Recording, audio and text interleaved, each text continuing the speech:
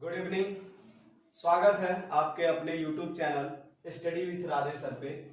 सबसे पहले हमने कल आपको वीडियो में बताया, पिछले वीडियो में, कि लाइट होता क्या है, प्रकाश होता क्या है। हमने बताया कि प्रकाश एक ऐसी विकिरण ऊर्जा होती है या प्रकाश एक ऐसी माध्यम होती है जो हमें हमारी दृष्टि ज्ञान को जागृत करती है, जिसके माध्यम से हम किसी भी वस्तु को बड़े इजीली तरीके से देख सकते हैं।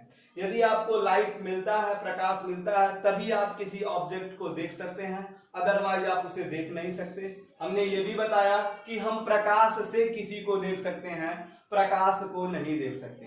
फिर हमने बताया कि प्रकाश में हमारे प्रदीप्त होते हैं और अप्रदीप्त होते हैं। दो तरह की वस्तुएं होती हैं, एक होता है लुमिनस, दूसरा होता है नॉन लुमिनस। ठीक है, लुमिनस क्या होता है कि हमने बताया प्रदीप्त में कि जो स्वयं से प्रकाश को उत्सर्जित करता है, जो स्वयं से प्रकाश को उत्सर्जित करता है उसे हम प्रदीप्त बोलते हैं, और जो दूसरों के प्रकाश से प्रकाशित होता है उसे हम अप्रदीप्त बोलते हैं। जैसे हमने कल बताया था, सूर्य जो स्वयं की प्रकाश से दिखाई देता है, उसकी प्रकाश से सारे लोग दिखाई देते हैं। लेकिन जैसे हमने बताया चंद्रमा जो सूर्य के प्रकाश से चमकता है, सूर्य के प्रकाश से रोशनी देता है, उसे हम क्या कहते हैं? अप्रदीप्त। फिर आज हम लेकर टॉपिक आपका उसके आगे का आए हैं। जैसे प्रकाश में माध्यम, हमने बताया माध्यम क्या होता है। तो प्रकाश के मुख्यतः तीन प्रकार के माध्यम होते हैं। पहला जो होता है आपका वो होता है पारदर्शी। ठीक है, पारदर्शक होता है जिसे आप ट्रांसपेरेंट बोलते हैं। दूसरा होता है अपारदर्शक और तीसरा होता है अल्प पारदर्शक। जैसे हम आपको बता दें कि पारदर्शक का मतलब ट्रांसपेरेंट, कि वह माध्यम जिनमें प्रकाश परावर्तित हो सके। परावर्तित हो सके मतलब पूर्ण रूप से क्या हो सके? पूर्ण रूप से परावर्तित हो सके। इसका मतलब यह हुआ कि हम उसमें पूरी तरह से प्रकाश परावर्तित हो सके। जैसे आप लोग देखे होंगे कि आजकल अक्सर मॉल्स में और भी जगह एक मिरर लगता है जो पूरी तरह से हम उसमें इस साइड से उस साइड देख सकते हैं, वो हमारा ट्रांसपेरेंट होता है। ठीक है, लेकिन फिर हमारा आता है अपारदर्शक, मतलब वह माध्यम जिससे प्रकाश परावर्तित नहीं होता है, मतलब ऐसा माध्यम जिसमें प्रकाश का कोई भी भाग पूरी तरह से परावर्तित ना हो सके। जैसे ये बोर्ड, अब बोर्ड के आगे क्या है ये आप देख सकते हैं, लेकिन बोर्ड के पीछे का कोई भी चीज आप देख नहीं सकते।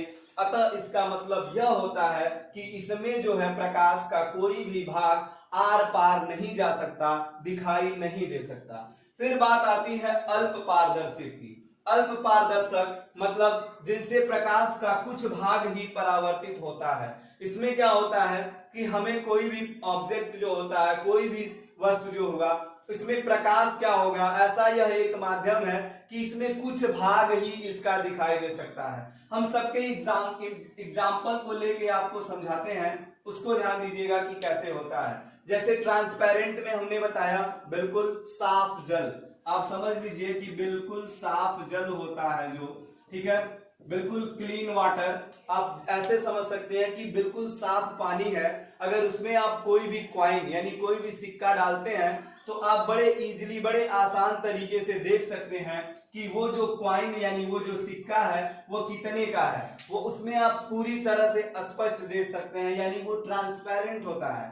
हमने बताया मॉल में लगा हुआ शीशा जिसमें आप पूरी साइड में देख सकते हैं। लेकिन जब हम अल्प पारदर्शक की बात करते हैं, ठीक है, तो ये बिल्कुल गंदा जल, इसमें एकदम से कोई भी बिल्कुल कचरा जो होता है, जैसे नाली का अगर सपोज कर लीजिए जल, ठीक है, अब उसमें कोई कॉइन डालते हैं तो आपको पता नहीं चलेगा कि कॉइन है कहाँ और है मतलब वो कितने का कॉइन है, आप देख नहीं सकते। ठीक है, या कोई दीवाल, दीवाल इस साइड में क्या है, वो आपको दीवाल पे जो भी चीजें बनी है वो दिखेंगी, लेकिन दीवाल के उस साइड की चीज कोई भी नहीं दिखेगी। फिर बात आती है अल्प पारदर्शक की। ठीक है, अल्प पारदर्शक मतलब जिसमें प्रकाश का कुछ भाग आर पार जा सके, पूरी रूप से न जा सके। जैसे क्या होता है इसमें, ठीक है, हल्का गंदा जल, बिल्कुल हल्का धुंधला गंदा जल होता है, ठीक है, वो दिखाई देता है। जैसे थोड़ा सा गंदा पानी हो और उसमें सिक्का डाल दे तो हमें पता चलता है कि ये सिक्का है, लेकिन कितने का सिक्का है ये हम क्लियर नहीं बता सकते। ये हमारा होता है अल्प पारदर्शक। फिर क्या होता है कि अब हम क्या करें, तो अल्प पारदर्शक होता है कोई भी ऐसी, ये हमारे प्रकाश के माध्यम होते हैं। ठीक, अब हम पढ़ेंगे, आप लोगों को बताएंगे कि प्रकाश के और भी चीजें क्या होती हैं। जैसे अब हम लोग प्रकाश के परावर्तन पे जाएंगे, ठीक है। अब एक फिगर से आपको इतनी सारी डिफिनेशंस निकल के आएंगे, उस फिगर को समझना है, उसे देखना है, उसके बाद आपको सारे के सारे फिगर्स से जो भी डिफिनेशन निकल के आएंगे बड़े आसान तरीके से लर्न हो जाएंगे, ठीक है। अब हम बात करेंगे प्रकाश के परावर्तन का, ठीक है। चलिए हम लोग पहले इसके बाद का जो है हम आपको बताएंगे कि प्रकाश के परावर्तन से संबंधित परिभाषाएं। अब हम आपको एक फिगर बनाएंगे, इस फिगर को आपको समझना होगा कि प्रकाश के परावर्तन से संबंधित सारी परिभाषाएं जो है वो एक फिगर से बिल्कुल आसान तरीके से आ जाएंगी। चलिए, जैसे मान लीजिए आपका यह कोई समतल दर्पण होता है, ठीक है। यह आपका कोई एक समतल दर्पण हुआ, ठीक है, जिसपे क्या होता है, या ये कोई एक परावर्तक पृष्ठ है। अब इस पर क्या होता है कि यह एक किरण आकर इस पर पड़ती है और पड़ने के बाद यह सीधे परावर्तित हो जाती है। एक किरण इस पर आकर पड़ती है, जो किरण इस पर आकर पड़ती है उस किरण को हम आपतित किरण बोलते हैं। क्या बोलते हैं? आपतित किरण बोलते हैं। और जो किरण इस पर से पड़ने के बाद निकल जाती है यानी परावर्तित हो जाती है, देखिए आने वाली परावर्तक पृष्ठ पर आने वाली किरण आपतित किरण, परावर्तक पृष्ठ पर पड़ने वाली या आने वाली किरण आपतित किरण, पड़ने के बाद परावर्तित हो जाने वाली, पड़ने के बाद परावर्तित हो जाने वाली किरण परावर्तित किरण होती है। क्या होती है? परावर्तित किरण होती है।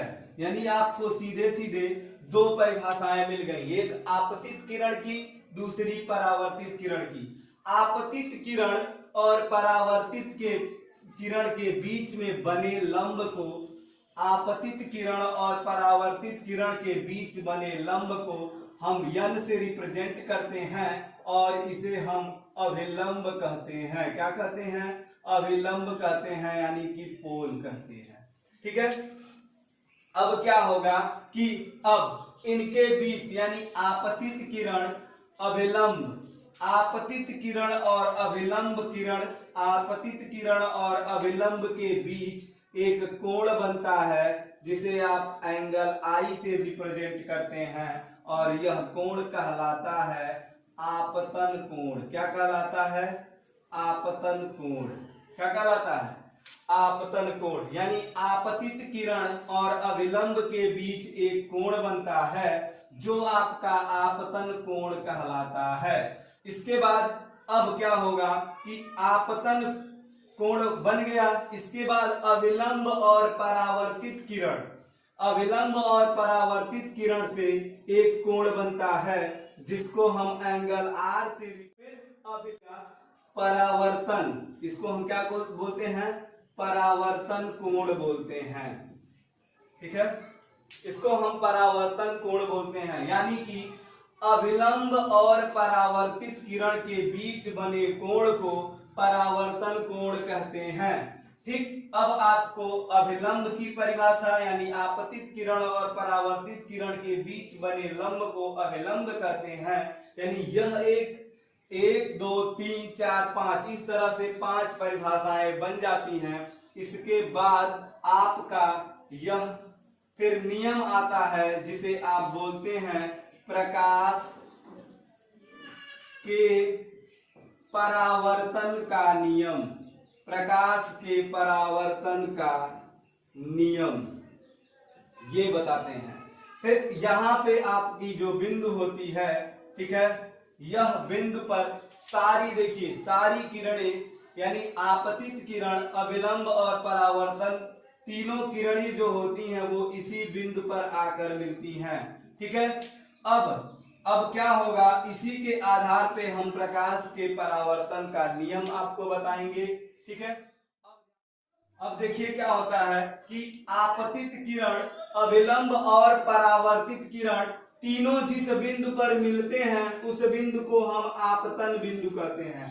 ध्यान दीजिएगा, यानी आपतन बिंदु का भी आप बड़े आसान तरीके से परिभाषा लिख सकते हैं कि वह बिंदु जिस पर आपतित किरण अभिलंब तथा परावर्तित किरण आकर मिलते हैं उसे हम आपतन बिंदु कहते हैं।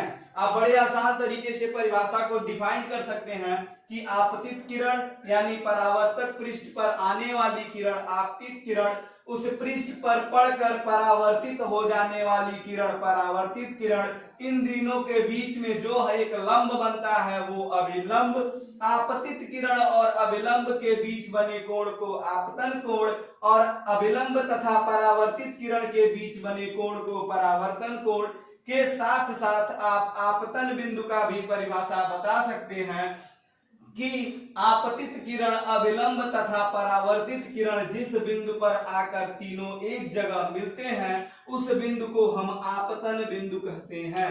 जब आपतन बिंदु हो गया इसके बाद आपका नियम आता है प्रकाश के परावर्तन का नियम। इसे आप बड़े आसान तरीके से बता सकते हैं जैसे कि पहला नियम होता है प्रकाश के परावर्तन का कि आपतित किरण आपतन बिंदु पर अभिलंब तथा परावर्तित किरण तीनों ही तल में होते हैं। तीनों ही क्या होते हैं? एक ही तल में होते हैं। यह प्रकाश के परावर्तन का पहला नियम होता है कि आपतित किरण, अभिलंब और परावर्तित किरण तीनों आपतन बिंदु पर होते हैं और एक ही तल में होते हैं। यह प्रकाश के परावर्तन का पहला नियम होता है। और दूसरा नियम होता है कि परावर्तन कोण सदैव आपतन कोण के बराबर होता है। मतलब आप बता सकते हैं कि परावर्तन कोण का मतलब एंगल R यह सदैव बराबर होता है एंगल I के। या तो आप ऐसे लिख सकते हैं या इसको angle I equal to angle R भी लिख सकते हैं। इस प्रकार से आपके परावर्तन का नियम होता है और यह टॉपिक आपका खत्म होता है। ठीक है, इसके बाद की जो भी टॉपिक्स हैं वो आगे के वीडियो में आपको मिलेंगे।